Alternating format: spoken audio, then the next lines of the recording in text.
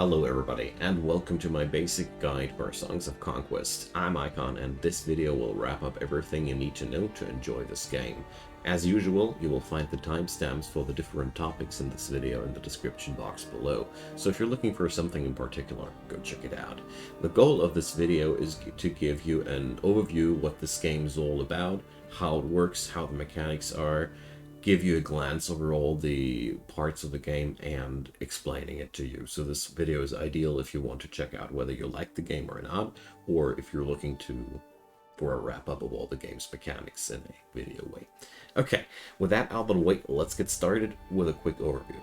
Songs of Conquest is a turn-based strategy game where you have a city building or empire building part, and a combat part on the other side, and an RPG part on the third side. So these are the three basic pillars that the game's residing on.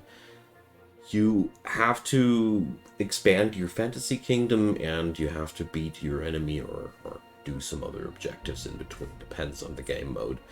The combat is turn-based, so everything is very strategic, and there's a lot of depth and a lot of cool, unique mechanics that I really enjoyed so far. The magic system is very innovative, and we're going to explore all that in the video. I just wanted to give a quick wrap up before we go into the technical details, which we go now. So let's start out with the game elements and the user interface. We see up here are Wielder, that's the game term for hero, and up here you see his portrait. There's his stats, and these are his mana bubbles. I'm going to explain that when we go into magic. Over here is his troop roster. As you see here, troops are limited per slot. You can only have so many rangers per slot before you have to start a new slot. And over here we have our resources. There's a couple of sliders giving you some information about the kingdom, so these are really valuable when your empire starts to sprawl further out and you need some overview and some sorting. You also have your research menu here, which is going to be interesting later. Research is a mid to late game thing. We're going to explore that, of course, in this video as well. Down there you have the minimap and also your overview of cities that you own. And that's pretty much your basic game overview. In the center of the map you have the game, where you can explore stuff. All the shiny things are spots to explore, and you have to do all these things, of course, with your hero. Now, the first thing that I want to explore game mechanics wise is the city and the building of stuff, because this is basically one of the best things to start with. So you have your city here. You can just click it there, or you can just select it via left clicking, and your city is in itself only a upgradable thing where you can hire heroes at, or you can manage defenses and you can upgrade the defenses, or you can upgrade the fortress itself, which is a very important thing. Upgrading the fortress increases your income and increases the maximum number of buildings you can build there. Very, very important. Also increases the maximum number of heroes that you can have. You see here, Wielders 1 of 1. When you have higher upgraded fortresses, or whatever the term for your faction is, you will have more heroes available, which is quite powerful. So building is always done at these building slots here. You can also see your building slots here over at this menu. And when you click them, you see all the buildings that your faction has access to. You're always playing as one of the 4 factions so far in the early access, and you have your buildings spread out over small, medium, and large slots. So when you start out, you only have 2 small slots, and these can fit in various buildings, starting from troop recruitment buildings over to resource generation buildings, over to miscellaneous utility things, which allow you to recruit stuff from all over the map, for example. Pretty nifty things and pretty useful. And the other building slots behave quite similar. You have by nature 1 building slot per turn, so if we tell the game to build, for example, that quarry, let's do that because this is a very useful thing. +1 stone per turn never hurts.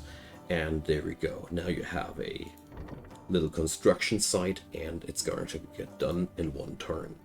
In this game, you build a part of your resource generation by yourself, or much more you can. The building slots here are not forbidding you to just paste down yet another quarry, or you could paste down several buildings for troop recruitment and the like, which is a pretty nifty thing, because that means you can always individualize how the economy of your city should work. Pretty cool stuff. Also, all the things on the building slots can be raised and rebuilt.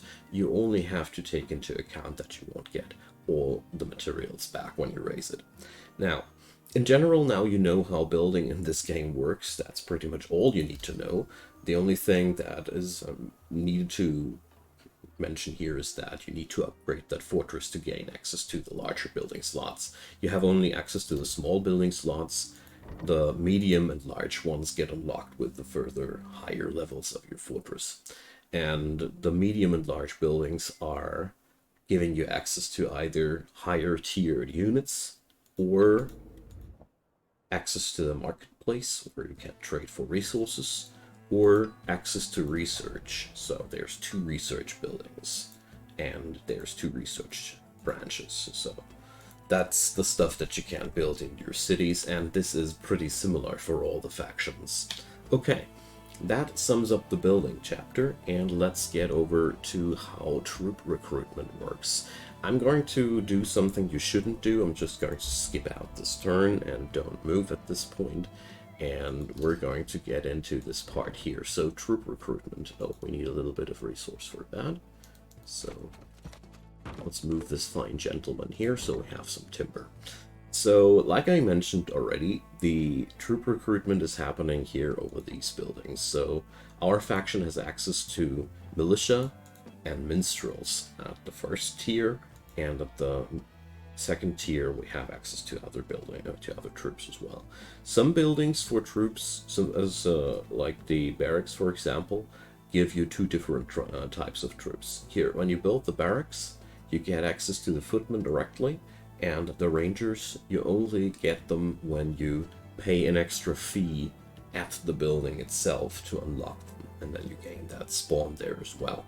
So you have to decide what kind of troops you want to recruit in your city and for your hero. There are not enough slots to build sufficiently all the units that are available for your faction. Also keep in mind that your hero only has a limited amount of troop slots. You can upgrade these though with XP, but more about that later. But all in all, when you want to decide about your troop composition, keep in mind that you won't be able to hire all the troops that your faction has. Try to narrow it down and try to build up a idea how you want to take it. So that's just a basic idea that I want to give you on your way. So we're now going to build the peasant hut so we get some militia. The troops here, you can always see them as they are. When you mouse over them, you get to see the stats. And here you can also always switch over to the second tier of the building where you see the costs for that. And also, you also get a preview for the upgraded unit. Pretty nifty when you want to see what your faction has in store there. So we're going to build that peasant hut, and like I said, I'll do something you shouldn't do. I'll just stand around here and do nothing for the sake of the tutorial. Usually your first turns should be very, very active. So now we got that down, and to recruit troops you select your wielder and you right click the city. So here you see all the troops the city has in store for us. It's ordered like that. This is the unupgraded version, and down here we see the upgraded versions, and they go in pairs like that. So this is the militia, and this is the sapper, and they belong together like that. So hiring troops is just that easy. You click them, and then they get moved here into the roster. And to upgrade units, you need to select the building that spawns them, and there you can put down an upgrade, and it costs you these resources, and then your income of troops changes into those upgraded units. And here you can after you've bought that, also upgrade these troops. The upgrading of buildings doesn't take any time. It happens instantaneously, and it doesn't eat up a construction slot, so that's quite worth mentioning. Every building here, by the way, can be upgraded. Also the quarries for more income. Basically everything you paste down here on the building slots can have an upgrade. You just have to click at them and check them out, or you see it in the building menu itself. Okay, so troops get replenished on a daily basis, so we get 2 troops per day per building. So lastly, I want to say with these mechanics, you can focus your army into a certain troop type.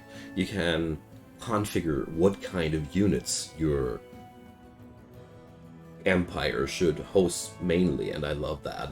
Unlike other games in this genre, you're not limited to, let's say, 6 archers per week.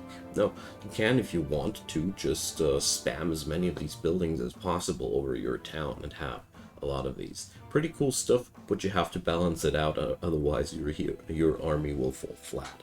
Okay, enough about that. Let's get into the next topic, exploration.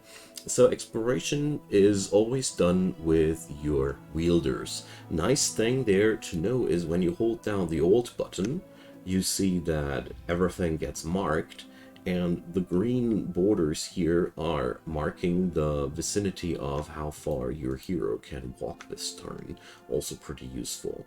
So all in all, exploration is quite easy. You just right click there twice and then you pick up the stuff if there's anything to pick up.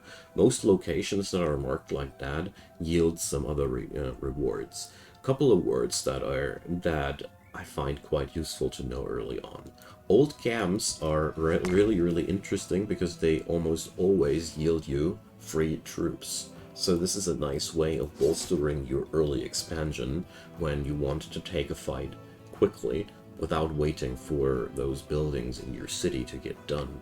The other thing, there's buildings like these farmhouses or the bubbling bog. Everything which is marked as source of riches, they come in 2 types. A one-time payment, or like the farmhouse here, a daily payment. So this thing gives you 75 gold each round. They are different in type and you have to find out how they work.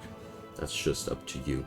But basically all these sources of riches are giving you various bonuses for your income. There's also sources of knowledge. Most of the time these either boost your stats of your wielder or give you experience points directly. Then there's treasure chests. They either give you gold or sometimes the option to choose from artifacts. And then there's just some dead people lying around and other leftover trinkets. So dead commanders usually have a high chance for artifacts, and old urns yield rare materials. These are Glimmerweave, Ancient Amber, and Celestial Ore. So when you're exploring, you want to try to pick up as many things as possible.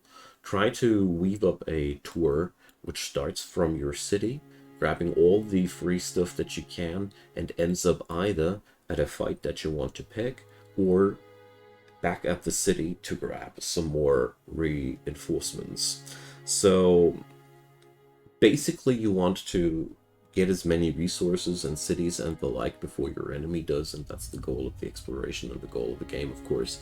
So there are also other cities out there that you can conquer and upgrade like your own. There's small settlements that have a very low amount of building slots compared to these, and a lot of other things to discover that I don't want to spoil in between.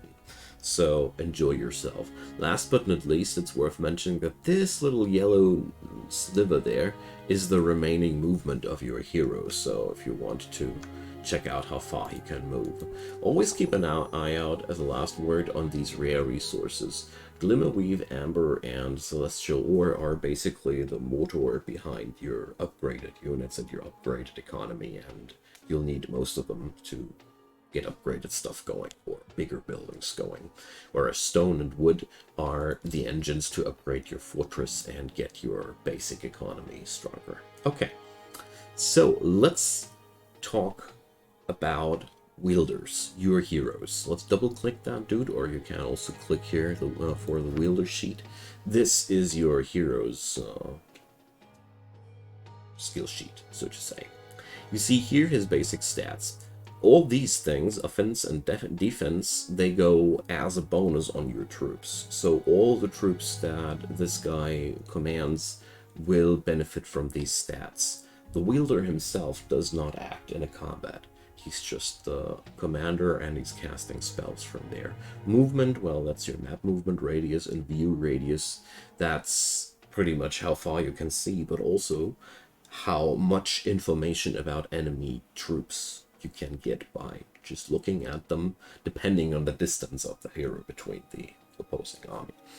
Down here you see the specialization. This is basically the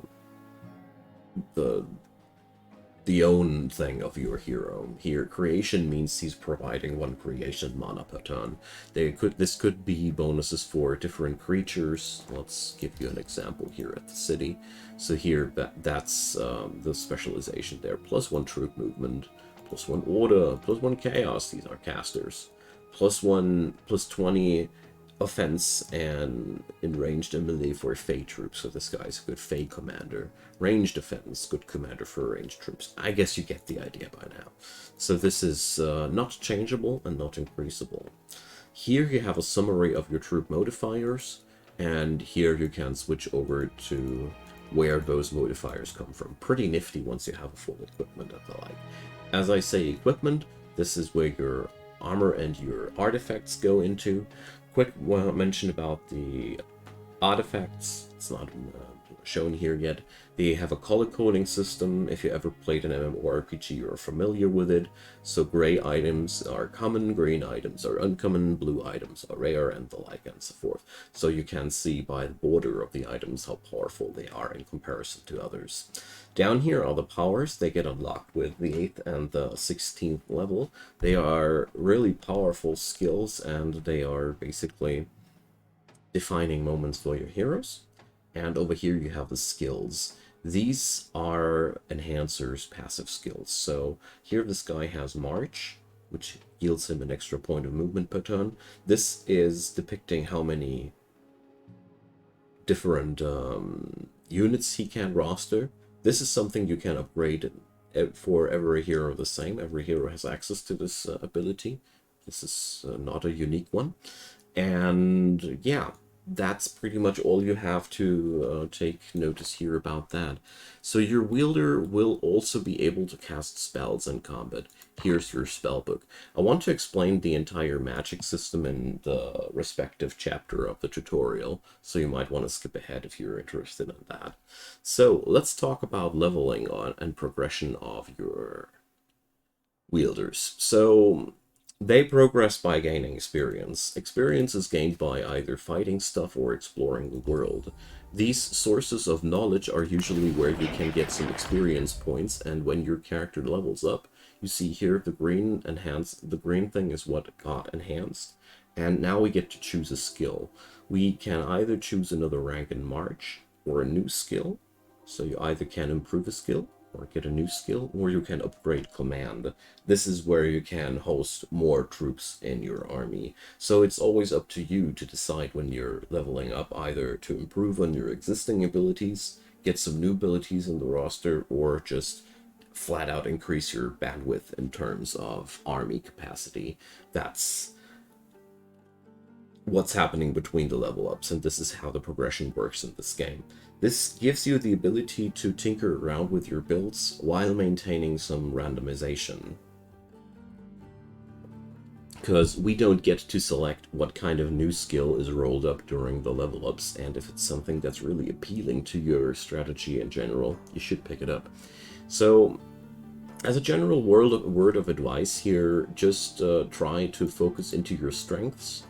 Pick wherever you see that it's really useful for your strategy to improve, and don't forget to upgrade your command skills. As a rule of thumb, as your last slot in your army gets filled in a realistic way, you should probably upgrade that very soon, because you want to have a army as big as possible. And like I said, when a new skill comes to town, which is really good for your setup, grab it. Keep in mind though, the more skills you have, the less likely you'll get an upgrade on the skills that you want, because the more skills you have, the more chances of not getting what you want exist. So we pick up the movement because I love that, and this is how your wielders will progress through the game. Of course, there's still the powers, which I can't show you directly here, but it's working pretty similar to that. You just don't improve them, you just select from one skill. Okay, so let's skip ahead and get ourselves into combat. I'll prepare this fine gentleman up with a decent army, and we'll meet on the battlefield for that, or just a moment before the battlefield. Alright, so I got myself into a nice position and upgraded my troops a tad bit. So when you're standing up against an army, you see here, if you're close enough, you see how the threat level is ranking against you. The closer it gets to easy, the better, of course. When you go into the combat now, you see here how to set up your troops. The blue tiles here are tiles where I can place down my troops. The heightened tiles are especially valuable because you deal enhanced damage up from those. Keep in mind that all your skills, all your units have different skills and unique abilities. I didn't really mention that yet because I felt like it wasn't that super important to talk about every single skill there, but they have their unique skills, advantages and disadvantages. For example, the militia here can only shoot every second turn, so they have their issues, so, or their up and down sides. Also worth mentioning about your ranged troops, they have a range and they have a deadly range. That's where they deal their full damage. If they're exceeding that range, they deal only partial damage. When you're setting up your troops, try to be somewhere around your... Try to keep your ranged units in the back line and your tanky dudes in the front line, and try to utilize the heightened tiles as good as possible. You can always press with the draw. Your only penalty will be the movement points that you invested. Let's press manual battle. There's also quick resolve, but as usual, the AI does not resolve battles well, so I wouldn't really recommend it to you. Okay, so here we see our troops. Down there is the action bar. You see there, the blue underlaid tiles are my troops, and the brownish stuff is the enemy. So you see here how the enemies will act, and then there's the next turn. You can't wait in this game to take your action at the end of the turn like you can in many games like these. When it's your action, you have to act.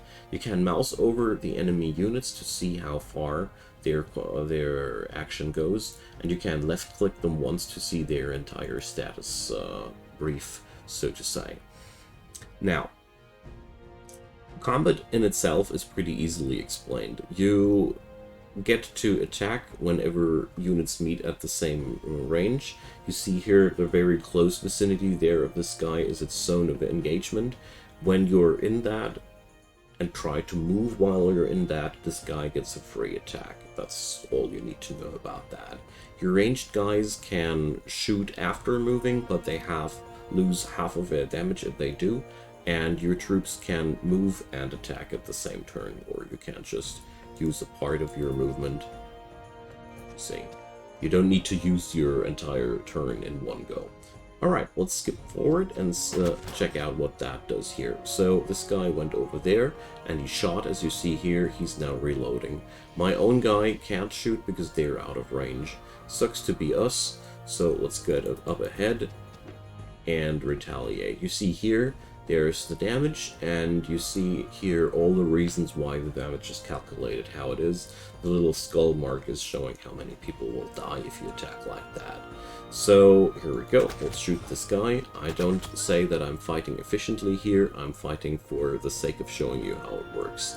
So these guys here have an exceedingly high range, but as you see here, we're not in the ideal range, we're only in the partially good range. So we're going to move a little bit more close to that and lose 50% of our damage, but whatever. So our melee guys can't do much here. We can here either use or innate skill by clicking that, but this would end the turn. I want to step ahead and whack some dudes with our minstrels. This guy is reloading. You can use the reloading for repositioning your troops. So for example, I could step this guy up here and end this turn there. Pretty useful to know to use that repositioning for your own advantage. These guys don't need to reload. That makes them a lot stronger than their dudes. That's why we keep getting attacked there. So let's use our melee guys. They are basically the same like the ranged guys. You just get in there, right click, and that's that. Okay. So that's the basics of combat. The finesses of that are up to you to explore. I want to talk about magic now, because I didn't so far. Magic is generated by troops. As a matter of fact, the mana you use for spells is created by your troops and your hero, but a lot of them comes by your troops. Every troop has a certain type of essence allocated to them, so the minstrels are tiered to creation and chaos. That means every stack of minstrels creates 1 mana point of creation per turn and 1 mana point of chaos per turn. So that's how you have to read that. And this goes for all the troops, so every troop produces a certain type of mana per turn. Whenever they get an action, they produce that mana. And this mana can be spent for various spells. As you see here, the spells have their costs right next to their bubbles. So here, this one will cost 4 of the creation mana that we got. Earth Block. Create 1 barrier on the battlefield, and there's Quicken costing us 4 of the Order mana, and so on and so forth. There's also spells which cost a combined mana, and this is your entire spellbook that you have access to. You don't need to learn any spells in this game, you just need to have the necessary mana to go for them. There's different tiers of them, so there's low tier spells and higher cost tier, and the higher your skills in spellcasting go, you can also upgrade those spells. As you see here, Rally Tier 1. You can, of course, upgrade your spells there too. So, all in all, you want to create mana with the hero. If you have a spellcaster hero, this is enhanced, or the mana that you want to use via the troops. This brings you to the point where you also have to consider which kind of troops to pick to fulfill your game plan of spells that you want to cast. There's one nifty thing worth mentioning here. Your troops will generate that amount, will generate that mana no matter how big the stack is. So one filthy minstrel will produce the same amount of mana like a full stack of these guys. This means, in short, that if you want to maximize your mana output, you definitely want to take care that all the slots in your army are always fully filled, because this is how you gain the most mana.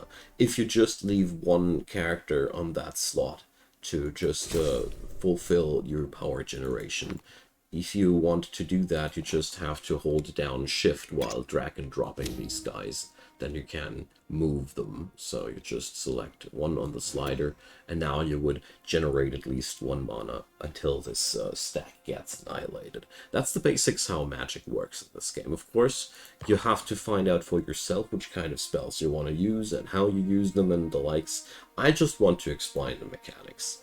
So, last but not least, I wanted to talk about research. That's the last topic, and then we have finished our tour through the game. So, research, like I mentioned before, you need the Grand Armory and the Academy building for this faction. They're named a little bit different for all the other factions to actually endorse into research.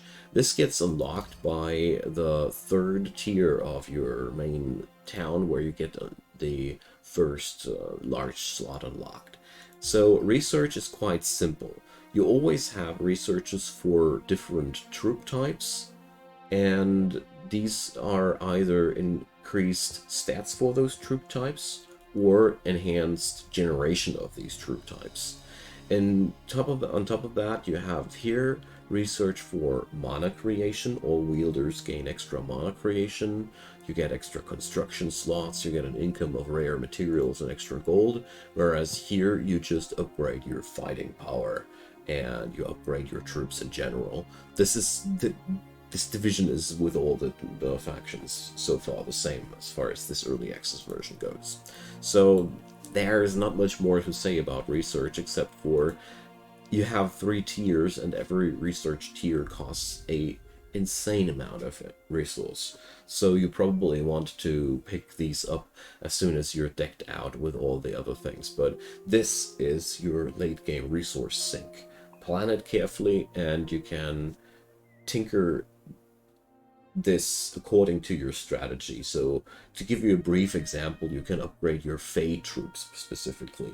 There's been a Wielder who gains troop bonuses for Fey troops. So by combining the research for the Fey troops, by building more and more buildings that give you access to these troops and ignoring the other buildings, for example, you could focus yourself into a certain venue, and often that's a good thing because that's where the power lies. Okay, that's wrapping it up. I hope you guys found that helpful. Feel free to leave me a comment down below if you have any questions, or if you want to say something else. I'm always happy to hear from you. Leave a thumbs up on that video if you enjoyed, and of course consider subscribing. There's daily content, lots of other videos, tutorials, gameplays, and the like. Also, in the description box, you'll not only find the timestamps I was talking about, but also my Discord channel, where there's a fine community of like-minded gamers, and also a way to chat with me if you wanna, and a Twitch channel where I do stream quite regularly, so you might want to check that out. And last but not least, also ways and means to support this channel, because this will always remain a free access platform. I will never put my content behind paywalls, and I can use all the help I can get to keep it that way. So have a good one, everybody, and enjoy this game. The early access so far is a lot of fun, and I'm enjoying myself a lot with it, and so will you. I hope, at least. See you there.